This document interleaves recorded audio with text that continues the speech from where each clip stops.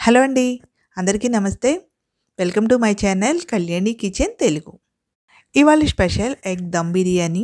Taste అయితే చాలా బావుంటుందండి. చేసుకోవటం కూడా సింపుల్‌గా చేసుకోవచ్చు. నార్మల్‌గా దమ్ బిర్యానీ అంటే టైం అన్నదే ఎక్కువ పడుతుంది. కానీ ఈ బిర్యానీకైతే టైం కూడా ఎక్కువ పట్టదండి. చాలా ఫాస్ట్‌గా అయిపోతుంది. టేస్ట్ అయితే చాలా బావుంటుందండి. తప్పకుండా ఒకసారైతే ఈ విధంగా ట్రై చేసి చూడండి. ముందుగా దీనికోసం రైస్‌ని తీసుకోవాలి. ఇక్కడ నేను బాస్మతి రైస్‌ని హాఫ్ కేజీ తీసుకుంటున్నాను. రైస్‌ని 2 సార్లు నీట్‌గా వాష్ చేసుకొని వాటర్ ఏసి ఒక హాఫ్ అన్ అవర్ పాటు నానబెట్టుకోవాలి. రైస్ నానేలోగా నెక్స్ట్ ప్రాసెస్ చూద్దాం. దీనికోసం ఇక్కడ 6 ఎగ్స్ తీసుకున్నాను. వీటిల్ని బాయిల్ చేసుకోవాలి. బాయిల్ చేసేటప్పుడే కొంచెం సాల్ట్ కూడా వేసుకోండి. నెక్స్ట్ రైస్‌ని ఉడికించుకోవటానికి 1 లీటర్ వరకు వాటర్ తీసుకొని అందులో బిర్యానీ మసాలాలన్నీ వేసుకోవాలి. ఒక 5, 6 లవంగాలు, ఒక స్టార్ అనాస, ఒక 3, 4 యాలకులు, కొద్దిగా దాల్చిన చెక్క, ఒక మరాఠీ మొగ్గ, ఒక బిర్యానీ ఆకు, కొంచెం మిరియాలు, ఒక 2 సన్నగా చీల్చుకున్న పచ్చిమిర్చి, కొద్దిగా కొత్తిమీర, పుదీనాను కూడా వేసుకోవాలి. ఇందులోనే రైస్‌కి సరిపడా ఉప్పును కూడా వేసుకొని కొద్దిగా ఆయిల్‌ని కూడా వేసుకోవాలి. రైస్ పొడి పొడిలాడుతూ వస్తదండి ఆయిల్ ఏసుకుంటే. కొద్దిగా అల్లం వెల్లుల్లి పేస్ట్‌ని కూడా వేసుకొని వాటర్‌ని బాయిల్ చేసుకోవాలి. వాటర్ బాయిల్ అయ్యేటప్పుడే ఒక చెక్క నిమ్మకాయ కూడా పిండుకోండి. రైస్ ఏయటానికి ముందు మనం నానబెట్టుకున్నటువంటి రైస్‌ని వేసుకొని రైస్‌ని 80-90% వరకు ఉడికించుకోవాలి. రైస్ మొత్తాన్ని మనం ఇక్కడే ఉడికించేసుకోవాలండి.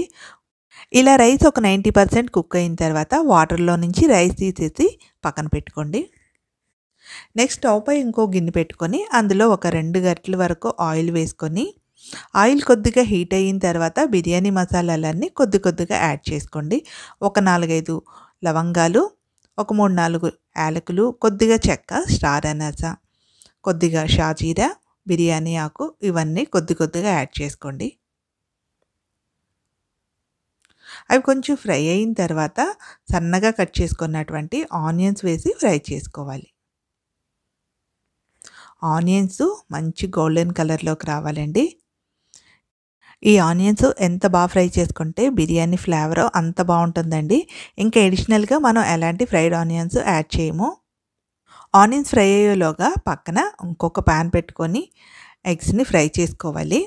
ఎగ్స్ కొంచెం ఘాట్లు పెట్టి ఇందులోనే కొంచెం పసుపు యాడ్ చేసుకొని ఫ్రై చేసుకోవాలి. ఆనియన్స్ అయితే బాగా ఫ్రై అయిపోయినాయి. ఇందులో నుంచి కొంచెం ఆనియన్స్‌ని తీసుకొని పక్కన పెట్టుకుంటున్నాను బిర్యానీ పైన వేసుకోవటానికి.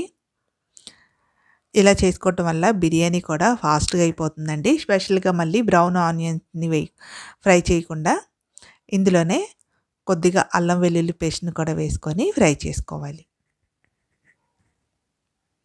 ఇది కొంచెం ఫ్రై అయిన తర్వాత ఇందులో ఒక 2 పచ్చిమిర్చిని, కొద్దిగా కొత్తిమీర, పుదీనాను కూడా వేసుకోవాలి. పుదీనా, కొత్తిమీర ఆయిల్‌లో ఫ్రై అవ్వటం వల్ల ఫ్లేవర్ అయితే చాలా బావుంటుంది. ఇందులోనే ఒక్క స్పూన్ వరకు కారం, కొద్దిగా ధనియాల పొడి, కొద్దిగా గరం మసాలా కూడా వేసుకొని ఫ్రై చేసుకోవాలి. ఇందులో 2 టమాటాలని మిక్సీ పట్టి వేసుకున్నాను. ఇలా మిక్సీ వద్దనుకున్న వాళ్ళు టమాటా ముక్కలైనా వేసుకోవచ్చు. ఇందులో మనం ఫ్రై చేసి ఉంచుకున్నటువంటి ఎగ్స్ కూడా వేసి కలుపుకోవాలి. ఇలా మొత్తం కలుపుకున్న తర్వాత ఇప్పుడు ఇందులోకి 1 కప్పు పెరుగుని వేసుకోవాలి. ఈ పెరుగుని గడ్డలు లేకుండా మొత్తం మిక్స్ అయ్యేలా మిక్స్ చేసుకోవాలి. ఇలా మొత్తం కలుపుకున్న తర్వాత ఇప్పుడు ఈ గ్రేవీలో నుంచి సగం గ్రేవీని అయితే తీసుకొని పక్కన పెట్టుకోండి. ఇప్పుడు ఇందులోకి ముందుగా మనం ఉడికించుకొని ఉంచుకున్నటువంటి రైస్‌ని ఒక లేయర్‌లా వేసుకోవాలి.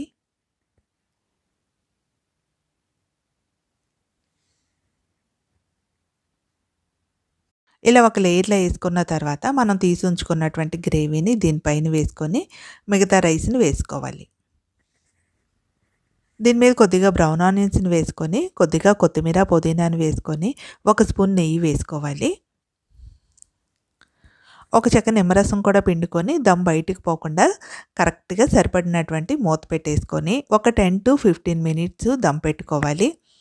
ఇలా ఏదైనా ఒక బరువు పెట్టుకున్నారంటే దమ్ అన్నది బయటికి పోదు. నేను రైస్ ఉడికించుకున్నటువంటి గిన్నె నిండా వాటర్ పెట్టేసి దమ్ పెట్టుకున్నాను. బిర్యానీ 10-15 మినిట్స్ దమ్ అయిపోయిన తర్వాత స్టవ్ ఆపేసి ఒక 10 మినిట్స్ అయితే రెస్ట్ ఇచ్చేయండి.